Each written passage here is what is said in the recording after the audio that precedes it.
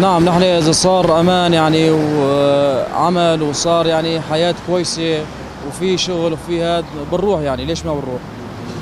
نعم، إذا يعني صار أمان بنروح، لأن الأمان هو كل شيء يعني بالحياة، وكل شيء بيؤدي لكل شيء، هو اللي بجيب الشغل، هو اللي بجيب يعني حياة مستقرة، كل شيء بجيب يعني الأمان.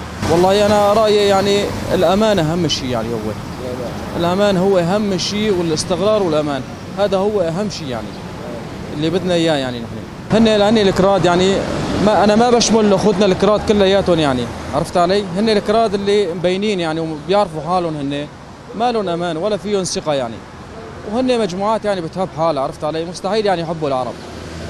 نعم، مستحيل، اذا ما راحوا مستحيل يصير امان يعني، رح تضل تصير عمليات، ورح تضل تصير يعني تخريبات، ورح يضل يصير مشاكل كثير يعني.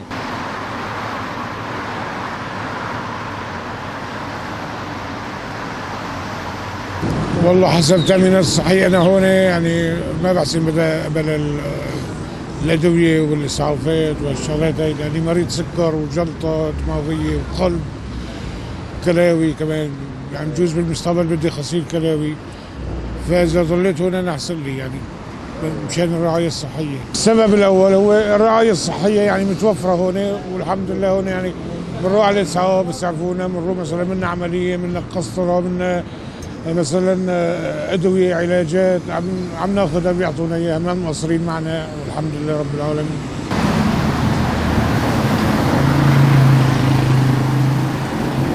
نروح بس يكون في امان من جهه تضمننا من النظام، من جهه تضمن سلامتنا من النظام، لان نحن هربنا من النظام، واذا صار منطقه امنه ومحميه وما ضل قصف وما ضل ضرب منروح.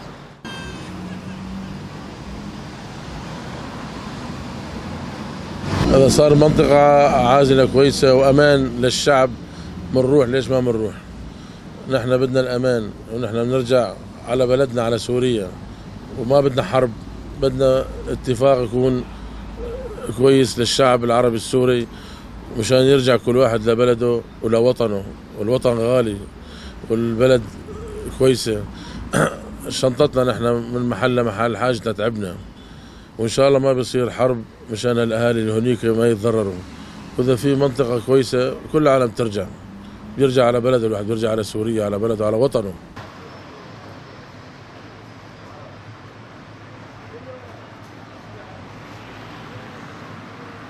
المنطقة العازلة ما خدمتنا عنا، ما خدمت الشعب السوري. يعني إذا صار منطقة عازلة هونيك يعني شو رايك تروح ولا ما تروح؟ طبعا ما راح اروح لأنه ما هي منطقتي. ما هي منطقة. شو بدي اشتغل هنيك؟ شو بدي اساوي؟ هو بده يساوي منطقة عازلة، كل شيء بده يساوي هونيك، يعني الشغل كمان. تمام، بس ما هي منطقتي، ما هو بيتي. كان عندي بيت بسوريا، كان عندي بيت بحلب، عندي بيت سيارة بحلب، هلا حاليا ما عندي شيء.